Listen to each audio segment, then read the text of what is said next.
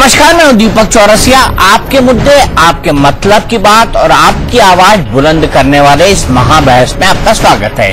हर हफ्ते सोमवार से शुक्रवार तक यानी इसी वक्त शाम 5 बजे मैं आपसे रूबरू होता हूं और आपसे सीधे सरोकार रखने वाले मुद्दों पर होती है महाबहस। इंडिया न्यूज की एक महाबहस में आप सिर्फ दर्शक ही नहीं बल्कि महाबहस का महत्वपूर्ण हिस्सा भी हैं। आप अपनी राय वीडियो के रूप में हम तक ट्विटर और फेसबुक के जरिए पहुंचा सकते हैं। चुनिंदा दर्शकों की राय हमारी इस महाबहस का अहम हिस्सा होगी।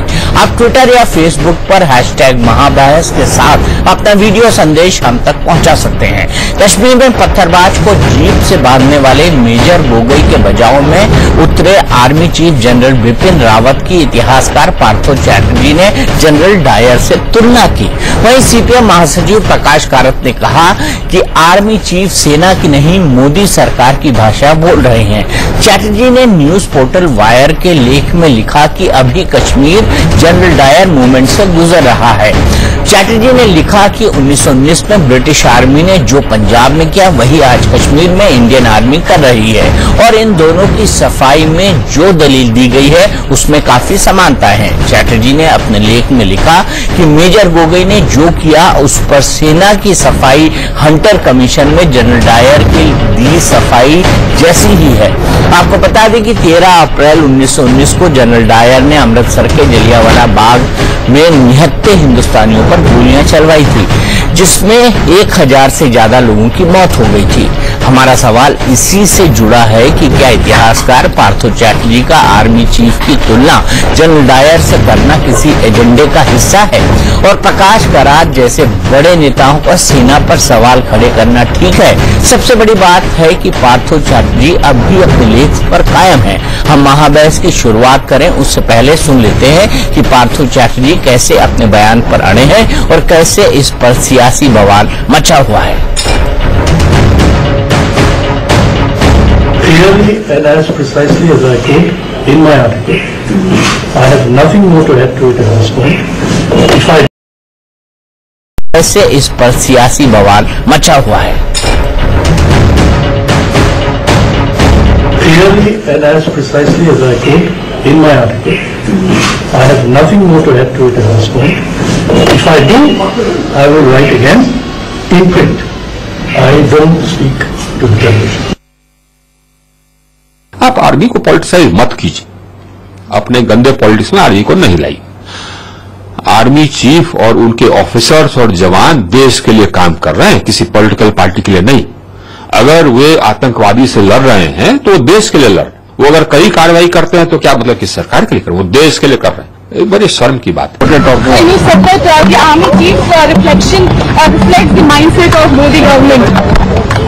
Whatever there is written there, you can read.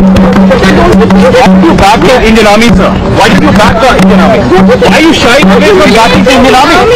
Why are you shying away from backing the Indian Army? We are asking a simple question. You can ask me anything and I will written it and write it. जहां तक बनर्जी इनका जो ने लिखा है, article लिखा है anti club, तो उनको भी ये सब चीजें नहीं लिखनी चाहिए, क्योंकि एक आर्मी चीफ जो है वो देश के हित में जो भी काम होता है उस लिहाज से काम किया जाता है। तो ऐसे आर्टिकलों से उनको भी परहेज करना चाहिए। मुझे लगता है कि चैटर्जी का ये कंपैरिजन बिल्कुल ही गलत है। इंडियन आर्मी ने कुछ ऐसा नहीं किया है कश्मीर में जो जनरल डायर ने जलियांवाला बाग में किया। तो ये कंपैरिजन बिल्कुल गलत है। ये बताइए कि जो आतंकवादी हैं, जो आतंक फैलाते हैं हमारे देश में, कश्मीर से जो आते हैं आतंकवादी, उनको आप क्या कहेंगे? जो पत्थरबाज हैं आप उनको क्या कहेंगे? जो अलगाववादी हैं, जो पाकिस्तान से पैसे लेते हैं और जो पत्थरबाजों को पैसे देते हैं और जो पत्थरबाज हमारी भारतीय सेनाओं के ऊपर पत्थर फेंक कर उन्हें घायल करते हैं, आप उनको क्या कहेंगे? क्या आप उन्हें देशभक्त कहेंगे? या आप कैसी कैसी बातें करते हैं?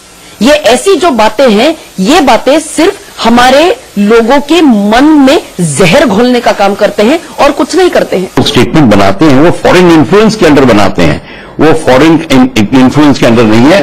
वो फॉरेन लॉबी को इंप्रेस करने की कोशिश करते हैं और वो सोचते हैं इससे उनका एलिवेशन हो जाएगा।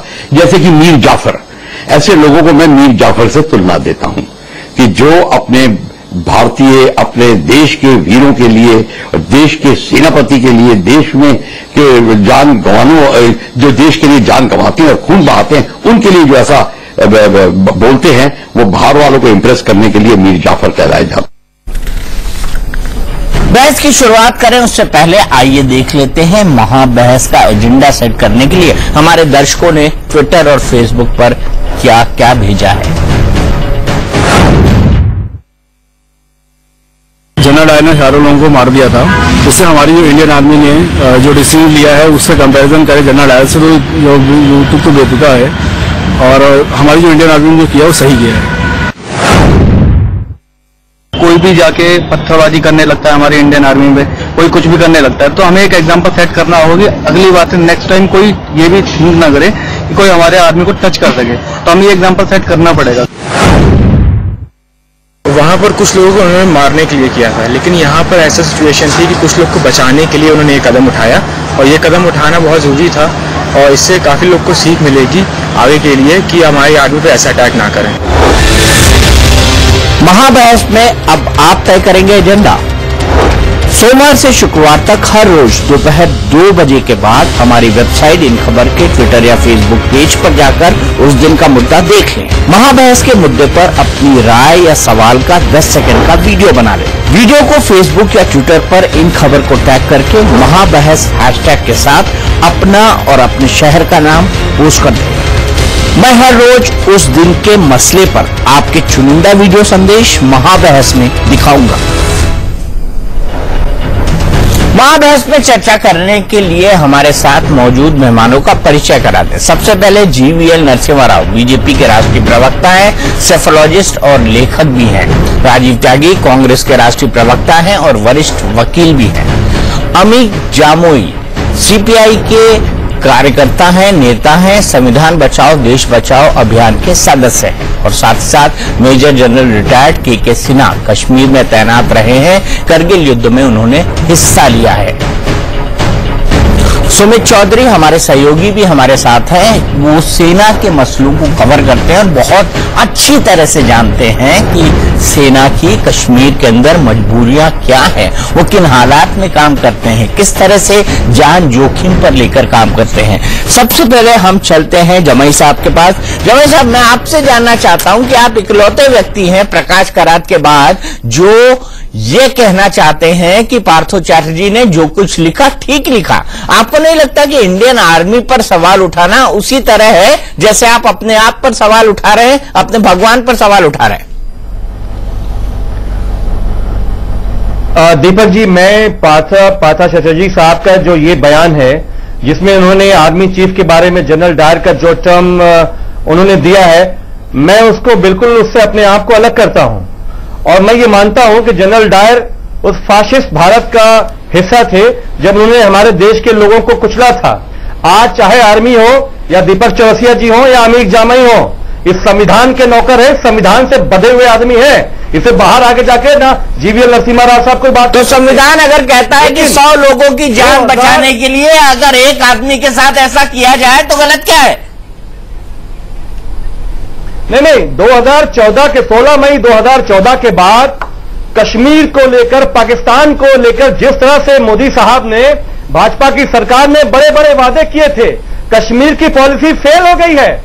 हमने अब कश्मीर को आतंकवाद जो ये चर्चा का विषय नहीं है कि कांग्रेस के लोगों ने, हम चर्चा पर सीमित रहे। कांग्रेस के लोगों ने और हम लोगों ने आर्मी चीफ को स्टेबलाइज किया। आप बीमारी है, आप उससे आप उनके समर्थन में हैं।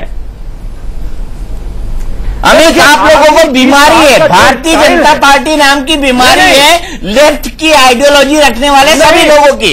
बीजेपी आपके लिए छुआछूत वाले डिसीज की तरह है, आपके लिए एक रोग है। तो आप लोग जहर ही उगल सकते हैं और कुछ नहीं कर सकते। दीपक जी सुन लीजिए, 7 साल से राजनीति में हूं, आंदोलन से मूवमेंट से आया हूं। मैं इस बात पर हमेशा यकीन रखता हूं कि आर्मी जो काम करती है, चाहे कांग्रेस हो, चाहे भाजपा हो, चाहे ये हमारे वजीर आजम मोदी साहब हो, उनका क्रेडिट लेने का इनको कोई अधिकार नहीं है। तो किसने क्रेडिट लेने की बात की?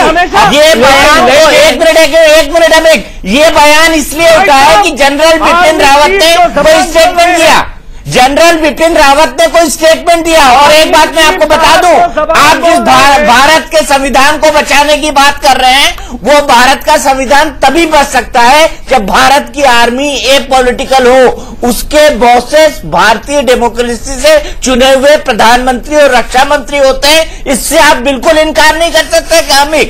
सीपीआई या सीपीएम की पोलिट ब्यूरो ये तय नहीं करेगी कि भारतीय आर्मी को कश्मीर में क्या करना चाहिए। नहीं, मोदी साहब को आर्मी को पोलिटिसाइज करने का क्या मतलब है? मोदी साहब ने आर्मी को पोलिटिसाइज नहीं किया, पोलिटिसाइज आप लोग कर रहे हैं, पोलिटिसाइज आप लोग कर रहे हैं जो आर्मी के खिलाफ इस तरह के आर्टिकल लिख रहे हैं।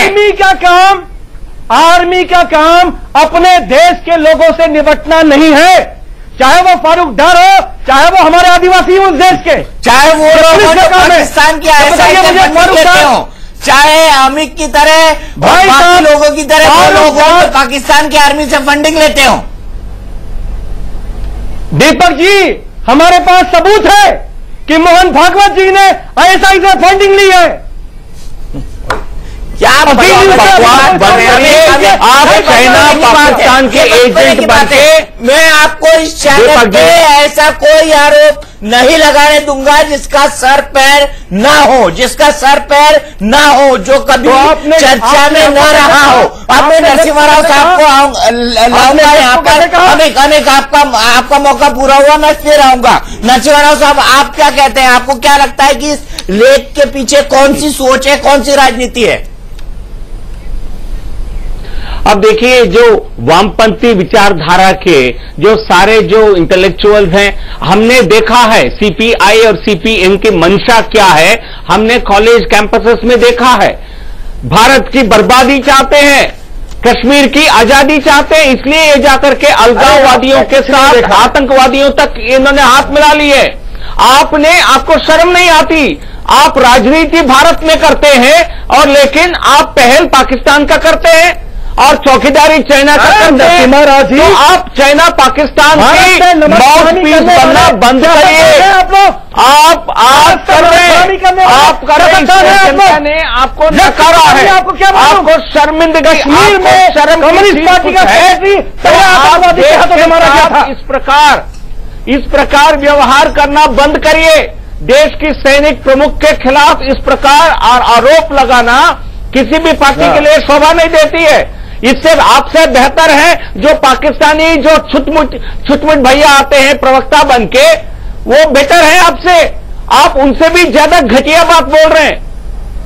तो आप देश के होकर के, देश के राजनीति में रह के, आप देश में सांसद में आपकी मौजूदगी रह के आप इस प्रकार की राष्ट्र विरोधी बात कह रहे हैं। आप सरकार की आलोचना करना है तो करिए, जितना मर्जी करना है करिए, बट लेकिन आप प्रमुख के खिलाफ इस प्रकार की बयानबाजी नहीं करते हैं। आप देशद्रोही में काम कर रहे हैं। नहीं, मैं एक बात से कहना चाहता हूं, आप दिल खोलकर, मैं ये कह रहा हूं आपको, अमित मैं आपको ये बात कर रहा हूं, अमित सुनिए, मैं आपको ये बात कह रहा हूं, सुनिए मेरी बात, मैं अमित आपको ये बात कह रहा हूं कि आपको जी खोलकर जितनी सरकार की बुराई करना हो, राज्य सरकारों की बुराई करना हो, भाजपा की बुराई करना हो, आरएसएस की बुराई करना हो, उनको क्रिटिसाइज करना हो, उनके खिलाफ मुद्दे उठाइए, लेकिन कम से कम आर्मी के बारे में ऐसे कमेंट मत करिए, क्योंकि आप तो जानते हैं, आप तो संविधान बचाओ मूवमेंट से जुड़े हुए हैं, और संविधान भारत का क्या कहता है आर्मी के बारे में कि भारत की आर्मी को एपॉलिटिकल होना चाहिए, वही भारत की आर्मी यह है, और यही भारत के लोकतंत्र का सबसे मजबूत स्तंभ में से एक है। आपको समझना पड़ेगा इस बात को। जब सर्जिकल स्ट्राइक हुआ, दीपक जी, जब सर्जिकल स्ट्राइक हुआ, आप लोगों ने मिलकर भाजपा के साथ आपने क्रेडिट दिया उनको? क्या वो भाजपा का क्रेडिट था जो सर्जिकल स्ट्राइक हुआ? एक मिनट, सर्जिकल स्ट्राइक आर्मी का क्रेडिट था और मैंने वो क्रेडिट नहीं दिया, आर्मी ने किया, मैंने वो क्रेडिट नहीं दिया। एक मिनट सुन लीजिए, अमित, मैंने वो क्रेडिट नहीं दिया, मैंने वो क्रेडिट नहीं दिया, देश की जनता ने वो क्रेडिट दिया। जनरल सिन्हा आपको बताएंगे, जनरल सिन्हा जो कश्मीर के अंदर लड़े हुए, वो आप लोगों के बयान पर क्या सोचते हैं, वो अपनी बात बताएंगे। जनरल सिन्हा, देखिए ये बड़े दुर्भाग्य की बात है कि आज जब देश और पूरी जो फौज है, जो भी प्रेजेंट पॉलिटिकल लीडरशिप हो या जो प्रेजेंट डिस्पेंसेशन है, उसके तहत एक कड़े कदम को उठाया है प्रॉक्सी वार को लड़ने के लिए प्रोएक्टिवली। तो इस तरह की बहस, इस तरह की आर्टिकल आती है जहां वो कहते हैं कि in Kashmir the moment has come of the general Dyer. ये बहुत शर्म की बात है। और नेशनल टीवी के अंदर में किसी भी पार्टी के प्रवक्ता इस तरह की ओछी बातें कर रहे हैं।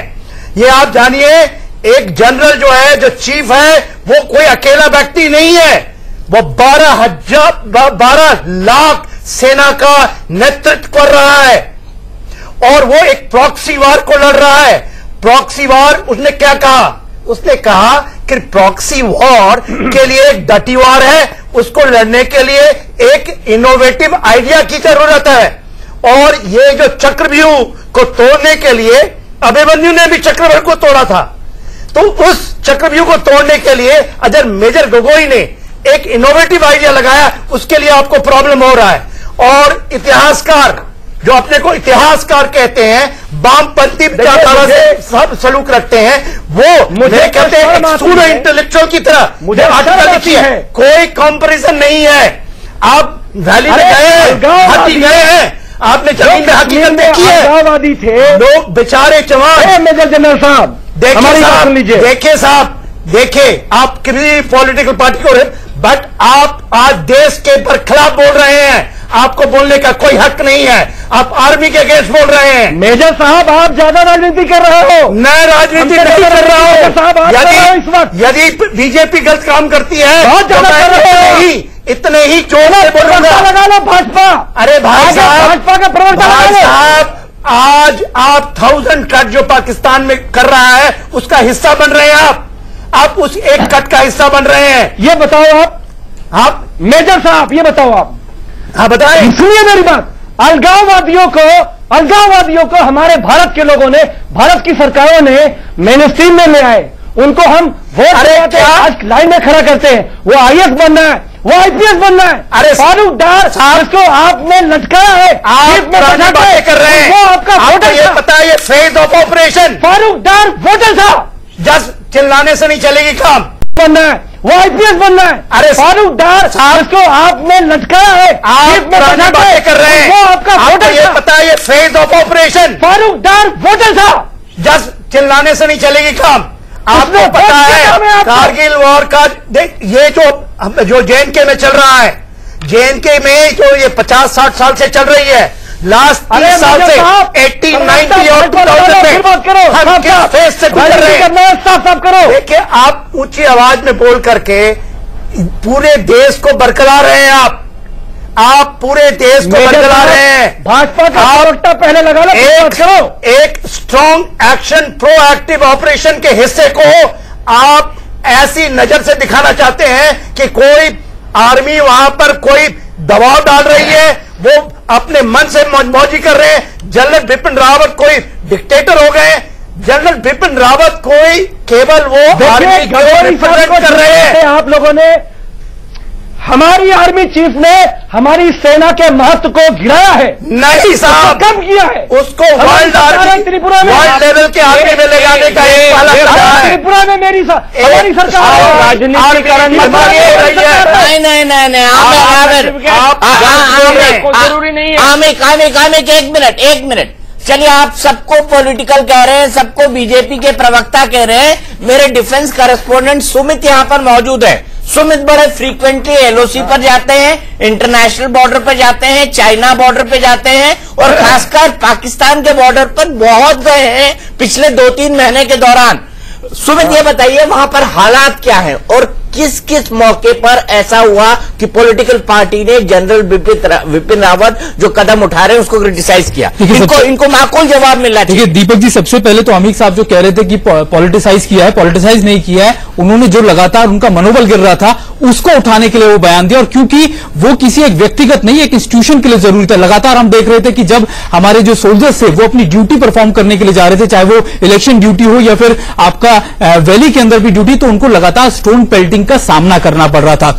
यही वजह है कि उनको ये स्टेप, अगर अमित साहब ये बता रहे हैं कि उन्होंने गलत किया मेजर गोगोई ने, तो वो बता दें कि क्या सबसे बेहतर चीज हो सकती थी जो मेजर गोगोई करते वहां पर, क्योंकि वहां पर अगर मेजर गोगोई कोई एक्शन लेते तो उसमें बहुत सारे लोगों की जान जाती, और ऐसे में उन्होंने जो किया, क्योंकि सर्कमस्टांसेस जो बनते हैं वहां पर उन्होंने उस चीज को जरूर लिया, लेकिन वो सर्कमस्टांसेस जरूरी था, और जो ऑफिसर वहां मौजूद था उसको ये करने के लिए मजबूर किया गया। वो अपनी मर्जी से नहीं करता, वो उसको मजबूर किया गया।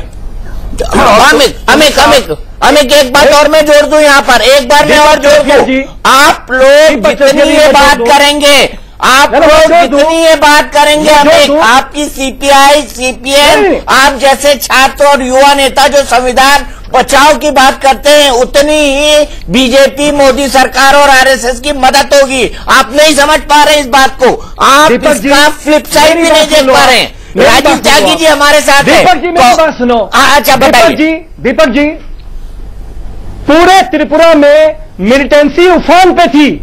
हमारी सरकार ने, मानिक साहब की सरकार ने वहां से मिलिटेंसी को माइन्यूट करके आज खत्म कर दिया।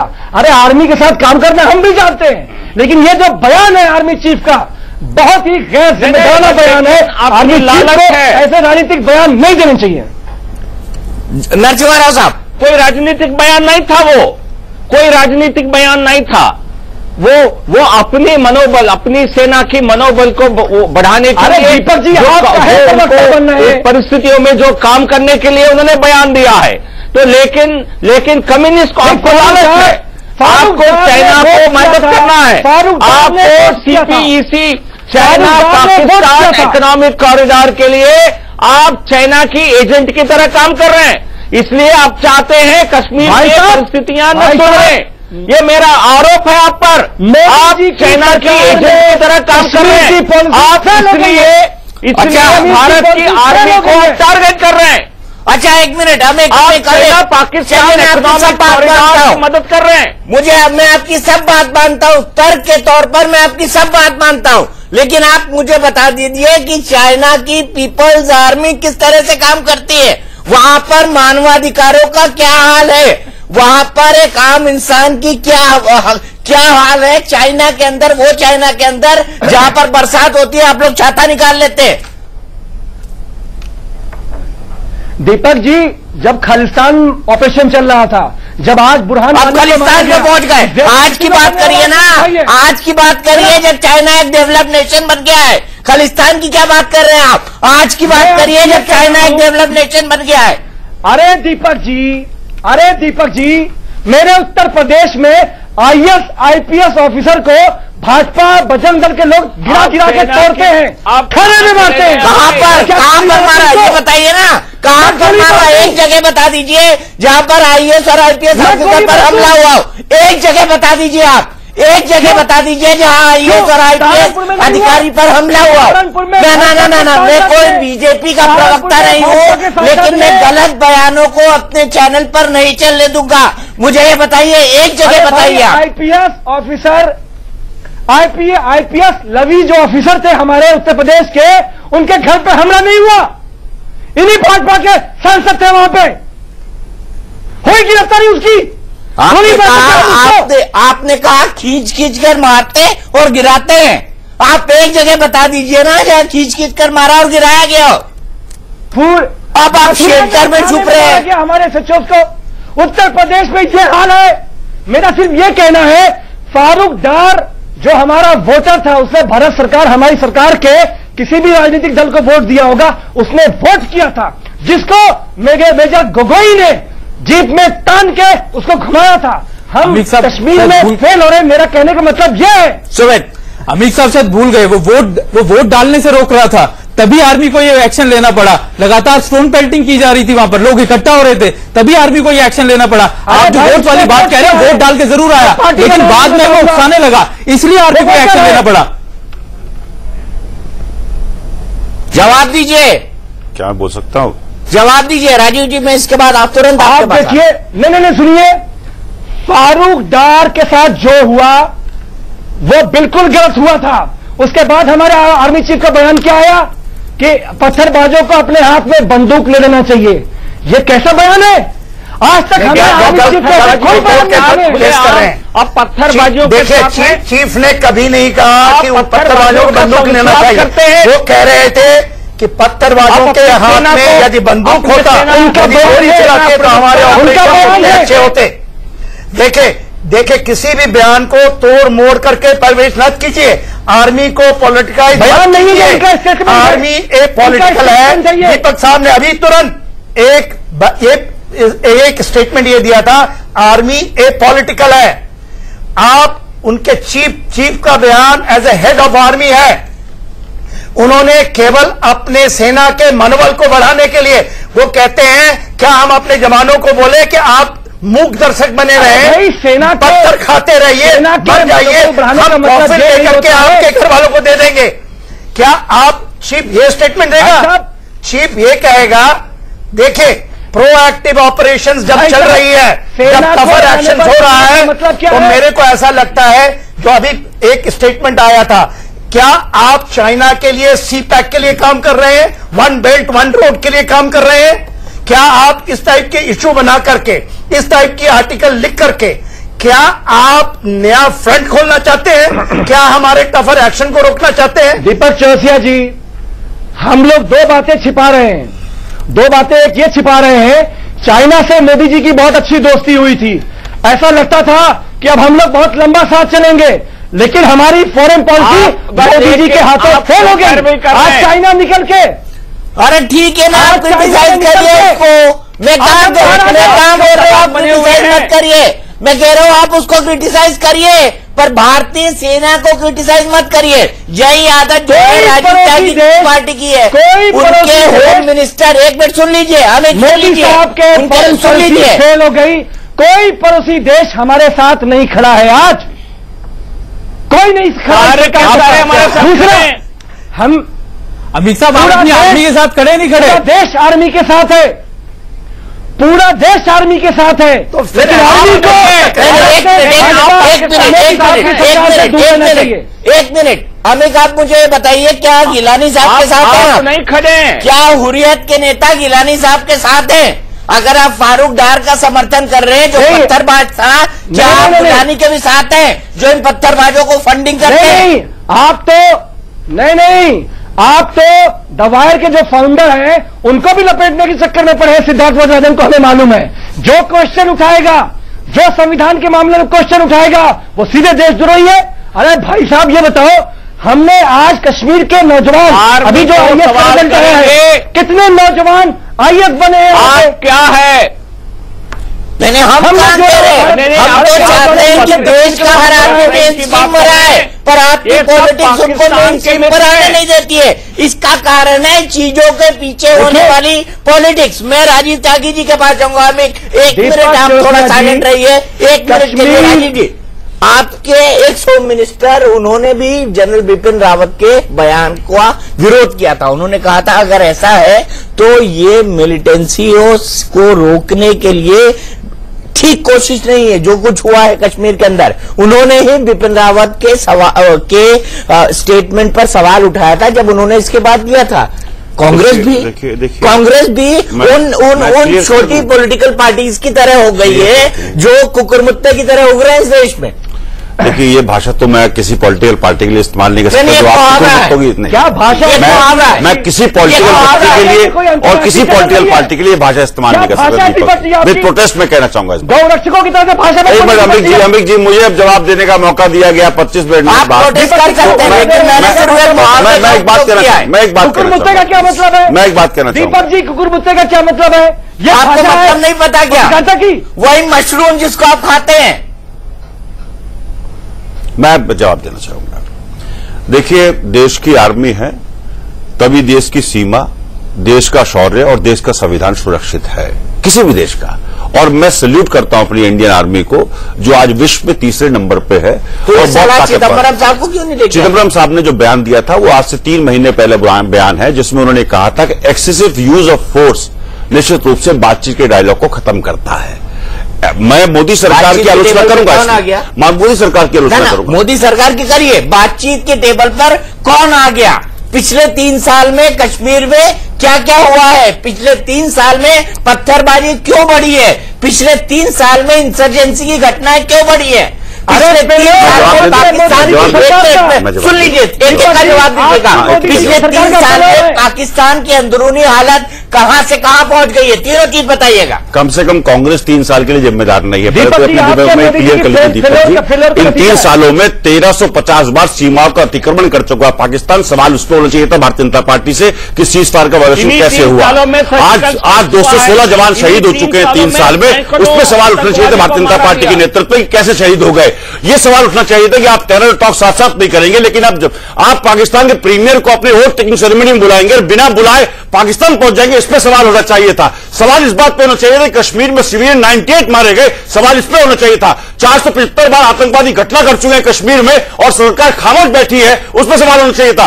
पीडीपी, जिस पीडीपी के लिए प्रधानमंत्री महोदय ने कहा था भाइयों बहनों कश्मीर की समस्या के लिए तो बाप बेटी की सरकार जिम्मेदार है, और निश्चित रूप से मैं कहना चाहूंगा भाइयों बहनों कि दिल्ली में बैठी सरकार में कहीं ना कहीं दिक्कत है। सवाल दिल्ली की सरकार पर होना चाहिए था कि कश्मीर की समस्या इस तरह से गंभीर क्यों हो गई। सवाल पीडीपी की सरकार पर होना चाहिए था कश्मीर की समस्या से गंभीर क्यों हो गई। हम मेजर गोगोई साहब के साथ खड़े हुए थे, क्या पीडीपी के साथ खड़ी है? क्या भारतीय जनता पार्टी पीडीपी को हटाने का काम करेगी? बुरहान वानी की मौत पर पीडीपी आंसू बहाती है, बीजेपी उसके आंसू पूछती है, उस पर सवाल नहीं उठता कहीं भी। उस पर सवाल होना चाहिए था। क्या उस पर सवाल उठे? क्या सवाल उठाए गए?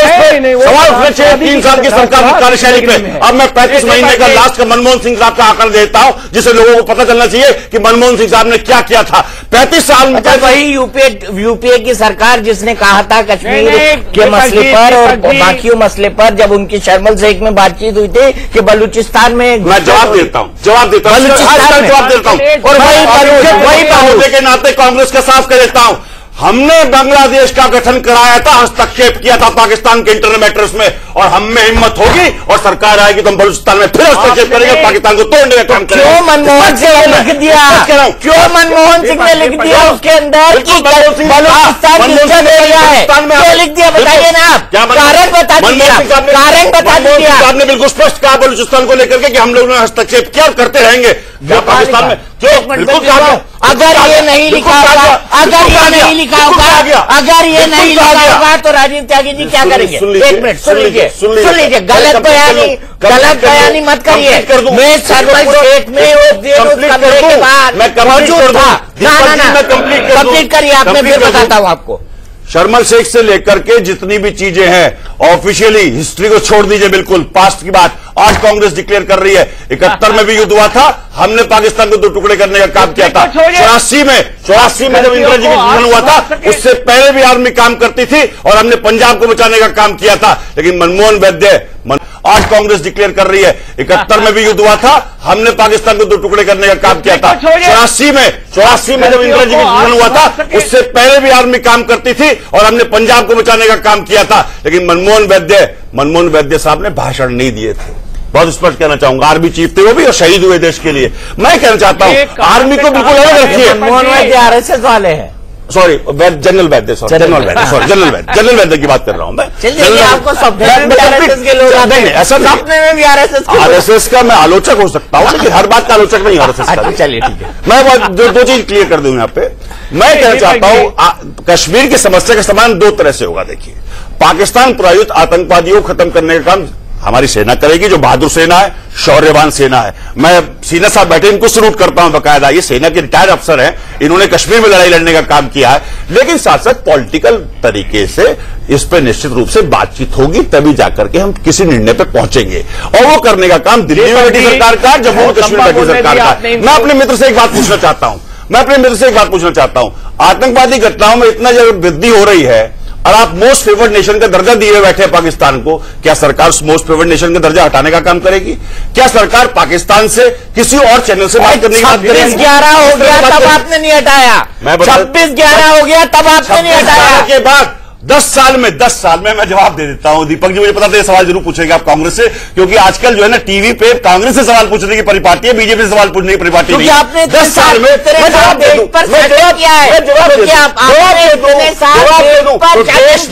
देश में दूरदर्शन की ट्यून हुआ करती थी 500 चैनल, उसके लिए भी हमें आप धन्यवाद दीजिए जिसमें आप नौकरी कर रहे एक चैनल में आप। वो तो वाजपेयी साहब के टाइम आए थे, हमारे टाइम पे आए थे, हमने खोला था देश को। 91 में हमने छोड़ा था, क्रांति हमने क्या काम किया? मैं जवाब देता हूं, इसका जवाब देता हूं, मैं इसका जवाब देता हूं। आपने जो सवाल उठाया, 10 साल में मनमोहन सिंह साहब ने पाकिस्तान की तरफ पैर करके भी नहीं सोए थे। जाने की बात तो छोड़ दीजिए, एक बार भी पाकिस्तान के किसी हुक्मरान से बातचीत करने की बात नहीं की। ये सरकार कहा करती थी टेरर टॉक्स साथ साथ नहीं हो सकते। कई बार आपके विदेश मंत्री का है, कई बार आपके विदेश मंत्री का है, कई बार आपके विदेश मंत्री का है, प्रधानमंत्री मैं गया उसके साथ, कई बार से डॉक्टर साहब गए, कई बार से डॉक्टर साहब गए। क्या वो सरकार के रिप्रेजेंटेटिव नहीं थे? क्या वो सरकार के रिप्रेजेंटेटिव नहीं थे? प्रधानमंत्री की तुलना करिए, ये प्रधानमंत्री बिना बुलाए चले जाते हैं। सरकार का रिप्रेजेंटेटिव सरकार में होता है, उसमें सवाल उठाइए ना। देखिए नीचे चल रहा है, यूपी में डर लगता है, यूपी में डर लगता है। मैं बता रहा हूँ आपको, आप कह रहे हैं ना लोग बीजेपी के और बीजेपी की सरकारों के प्रवक्ता बन गए। मैं आपको बता रहा हूँ यूपी में डर लगता है। मीडिया के बहुत सारे साथियों को धन्यवाद जिसकी वजह से बीजेपी सरकार यूपी में बनी, उसके लिए भी धन्यवाद। आपको धन्यवाद देना चाहिए भारतीय जनता पार्टी को। अगर किसी एक आदमी को धन्यवाद देना है तो लगता है आपको देना चाहिए। यूपी में डर इसलिए लगता है कि यूपी में क्राइम रेट जो है, जो आपने देखा वो 2 महीने में, उसको भी आप कह रहे थे ना पूरी मीडिया भाजपा में हो गई थी, भाजपा नहीं, आपने कहा कांग्रेस से कोई सवाल नहीं पूछना। मैंने कभी नहीं कहा कांग्रेस से ही सवाल पूछ रहे, भाजपा से कोई सवाल पूछते हैं। मैंने जो मुद्दे उठाए कि 216 जवान शहीद हो गए, उस पर कोई सवाल था? देश में हमारी 1350 सीमा पर कश्मीर में हो चुका है, उस पर सवाल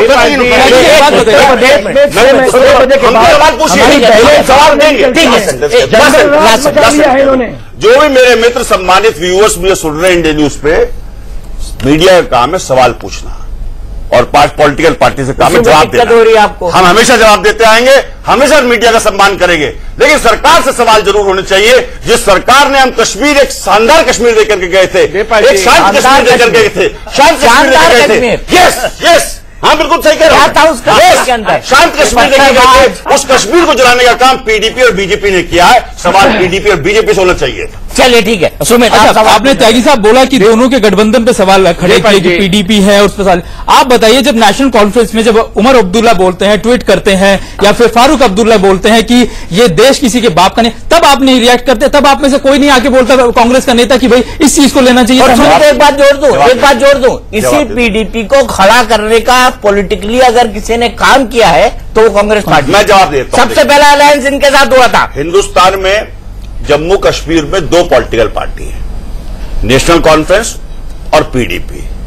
दोनों ही देश के संविधान में विश्वास करती हैं, दोनों ही देश के संसद में विश्वास करते हैं। तो इनका अलायंस हो गया तो आपके पेट में दर्द होता है। इसलिए कहा कि आपने चुनाव से पहले जो आपने कहा था बाप बेटी की सरकार ने जला के फेंक दिया कश्मीर को, अब नहीं जला रही कश्मीर को क्या पीडीपी की सरकार? अच्छा त्यागी जी, दीपक जी देखिए लॉजिकल बात, देखिए मैं इन चीजों पर नहीं जानता, बातचीत होनी चाहिए। उसी सीताराम केसरी जी में याद नहीं थे, तब आप स्पोक्स पर्सन नहीं थे, लेकिन उसी राजीव गांधी जी की हत्या पर सीताराम केसरी ने डीएमके की सरकार को गिरा दिया था, और उसी डीएमके के साथ 2004 में आपने गठबंधन करके यूपीए 1 की सरकार बनाई थी। तो मैं पॉलिटिकल पार्टी के इंटरनल कॉन्ट्रडिक्शन पर नहीं जाना चाहता हूं। बहुत सम्मान करता हूं, बहुत विद्वान पत्रकार हैं देश के, गुजरे चुके 10 पत्रकारों में से एक है आप भी। 89 में वीपी सिंह की सरकार को जब कश्मीर जल रहा था तो भारतीय जनता पार्टी भी सपोर्ट कर रही थी और सीपीआई सीपीएम भी कर रही थी, लेफ्ट भी कर रहा था। ये तो पॉलिटिक्स ऑफ कंपल्शन है, पॉलिटिक्स ऑफ कंपल्शन है। तो आप इनसे पूछ लीजिए, दो शासक खड़े हुए थे, बीजेपी और सीपीआई सीपीएम साथ खड़े हुए थे, उनसे पूछ लीजिए। मैं एक बात कहना चाहता हूँ, जनरल सिन्हा सिर्फ 1 मिनट लूंगा आपका, आप उसके बाद आइएगा। आपने कहा कि बलूचिस्तान में हम इंटरफेयर कर रहे हैं और करते रहेंगे, क्या ये स्टेटमेंट मनमोहन सिंह साहब ने ज्वाइंट स्टेटमेंट में लिखा था? नहीं, जॉइंट स्टेटमेंट नहीं था, लेकिन बीजेपी ने हमें कई बार इस बात को घेरने की कोशिश की। नहीं, एक मिनट, क्या था जॉइंट स्टेटमेंट में? मैं बहुत स्पष्ट बता दूं, क्या था जॉइंट स्टेटमेंट में? एक इशारे से समझ जाइएगा, मैं इशारा ही दूंगा इसमें। 71 में निश्चित रूप से बांग्लादेश का गठन भारतीय सेना और भारतवर्ष की वजह से हुआ। बात कर रहा हूँ कि पाकिस्तान के टुकड़े अगर पाकिस्तान चाहता है वो भी करने चाहिए, वो भी करने चाहिए। मैंने स्पष्ट बताया, बलूचिस्तान के लोग परेशान है। मैं सिर्फ इतनी बात कह रहा हूँ कि बलूचिस्तान के मुद्दे पर कांग्रेस और यूसुफ रजा गिलानी के बीच में जो समझौता हुआ था उसमें क्या लिखा गया था, उस जॉइंट स्टेटमेंट में क्या लिखा गया था जिसको शर्म एल शेख डिक्लेरेशन के नाम से जाना जाता है? देखिए, बहुत स्पष्ट बता, आपने कहा कि ये लिखा था कि हम बलूचिस्तान में इंटरफेयर करते थे, हम करते रहेंगे। मैंने नहीं कहा, मैं रिकॉर्डिंग सुना सकता हूं। पाकिस्तान मैंने देखिए वाइडर प्रोस्पेक्ट में मैंने बात कही है, वाइडर प्रोस्पेक्ट में अभी भी कह रहा हूं, ये बिटर ट्रूथ है। दीपक जी, जम्मू कश्मीर मैं कंप्लीट कर दूं, जम्मू कश्मीर में पाकिस्तान इंटरफेयर करता है, आईएसआई पाकिस्तान पूरे देश में हमारी इंटरफेयर करती है। अगर हमारी सेना भी, हमारे लोग बाग भी, हमारे पॉलिटिकल सिस्टम भी अगर हस्तक्षेप नहीं करते बांग्लादेश के गठन में, तो बांग्लादेश का गठन नहीं होता। ठीक, बलूचिस्तान में लोग परेशान है, तो बलूचिस्तान में जब लोग परेशान है और हमारी सरकार से, किसी भी पार्टी की सरकार हो, बीजेपी की हो, कांग्रेस की हो, बात करेंगे तो हम लोगों को हस्तक्षेप करना चाहिए, टिट फॉर टैट होना चाहिए विदेश नीति में। बिल्कुल। अच्छा, एक बात बताइए त्यागी जी। देखिए दीपक जी, जो मैं हमें कह रहा हूँ, एक मिनट, जनरल सेना के बाद आपके पास शर्मल शेख की बात छोड़ दें, जो त्यागी जी ने बहुत पीछे हिस्ट्री को ले गए। आज की बात, आज टुडे आपने देखा होगा गिलगित बल्तिस्तान के इलाके में ये प्लान बना रहा है पाकिस्तान की इस इलाके को चाइना को हैंड ओवर कर दिया जाए। कर भी दिया, पहले भी अक्साई किया नहीं है। अक्साई चीन तो छोटा हिस्सा है, मगर आप गिलगित बल्तिस्तान 6 गुना बड़ा है, आपको ये पता समझना चाहिए। और गिलगित बल्तिस्तान पीओके का इंडिया का हिस्सा है। आज का डेवलपमेंट है, वो उसको हैंड ओवर करना चाहता है। वहां के जो लोकल लीडरशिप है, वो आज उन्होंने एक आह्वान निकाला है कि भारत को हस्तक्षेप करनी चाहिए और गिलगित बल्तिस्तान की जो आजादी है वहां भी आनी चाहिए। क्या आप ये मानते हैं कि भारत को अभी हस्तक्षेप करना चाहिए? मैं जवाब देता हूं। नहीं, जवाब नहीं दीजिए, जवाब देखिए मैं क्वेश्चन नहीं कर सकता हूं। मैं नहीं कर सकते। देखिए, हम एक पॉलिटिकल इशू उठा रहे हैं, सेना में रह करके देश का सम्मान बढ़ाया, आप शौर्य से बैठे हैं, आप बड़े यही तो बात बिपिन रावत भी कह रहे हैं। बिपिन रावत जी को उसमें कौन? एक बात बताइए त्यागी जी, एक बात बताइए। अच्छा, एक बात बताइए, आपके हिसाब से बिपिन रावत को, जनरल बिपिन रावत को क्या पहले ऑल पार्टी मीटिंग बुलाकर सबसे पूछना चाहिए था कि मैं क्या बयान दूं, मुझे क्या बयान देना चाहिए? उसके बाद अगर कोई किसी इंस्टीट्यूशन का हेड है तो वो अपने आप बयान दे सकता है। देश की सेना के जनरल का यह अधिकार है कि वो अपने सैनिकों के सम्मान की रक्षा करे, देश की रक्षा करे। कांग्रेस का अधिकार है, बहुत स्पष्ट। लेकिन कांग्रेस बिना क्रिटिसाइज करे रह नहीं सकती। तो फिर यही कांग्रेस बिना क्रिटिसाइज करे रह नहीं सकती। कांग्रेस ने कहा आलोचना की, कांग्रेस तो साथ खड़ी है। मैं एक सेंटेंस कहना चाहता हूं जो आपने कहा था। कांग्रेस पार्टी ने अपने 10 साल के टेन्यूर में, आप काफी उस सीमा पर रहे हैं, माउंटेन स्ट्राइकिंग कॉर्प का गठन किया था और 90,000 सैनिक उसमें रहने थे। जरा पूछेंगे भारतीय जनता पार्टी के मेरे मित्र से 2014 में आने के बाद उस सेना का क्या हुआ, उसका गठन का क्या और कितनी उसमें कमी आई? आपको मैं बता देता हूं, आपको मैं बता देता हूं।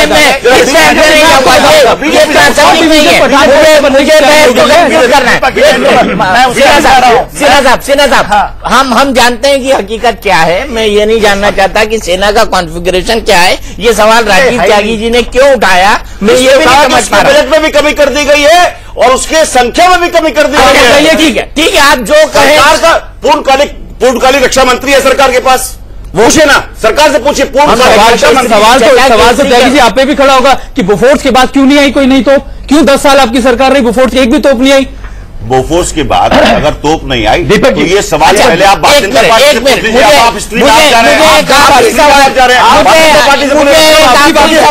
मुझे रक्षा मंत्री क्यों नहीं है? मुझे एक आखिरी सवाल अमित से पूछना है। अमित, मुझे ये बताइए, रक्षा मंत्री बताइए, क्या आप उस गिलानी के साथ भी खड़े हैं जिसकी फंडिंग आईएसआई से होती है? ये स्थापित हो चुका है। मैं सवाल मुझको पूछना था, आप ही धड़ाधड़ सवाल पूछे जा रहे हैं। मेरा काम सवाल पूछना है, आपका काम जवाब देना। मेरा काम सवाल पूछना है, आपका जवाब देना।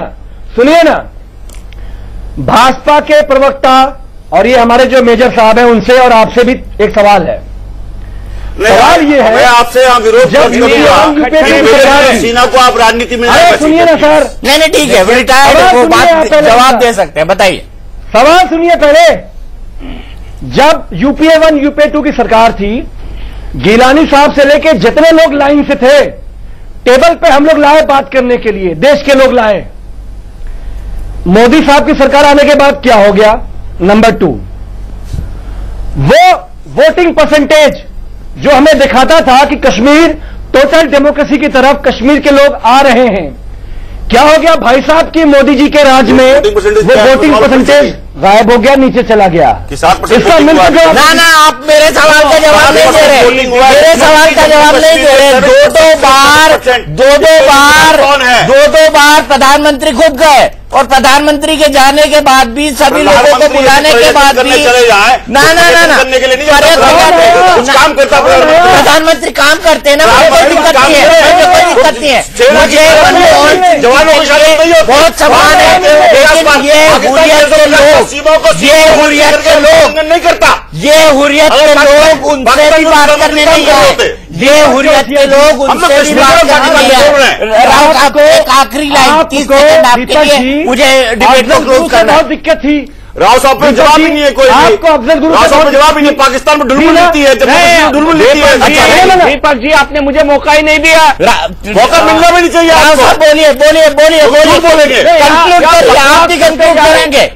दीपक जी इन्होंने मेरे से भी सवाल किया है। नहीं बट लेकिन कांग्रेस ने त्यागी जी क्या जवाब देंगे? आप अलगाववादियों के साथ मेरी आप बात का जवाब करेंगे। 216 जवानों की शहादत का मैदान आप लगाएंगे।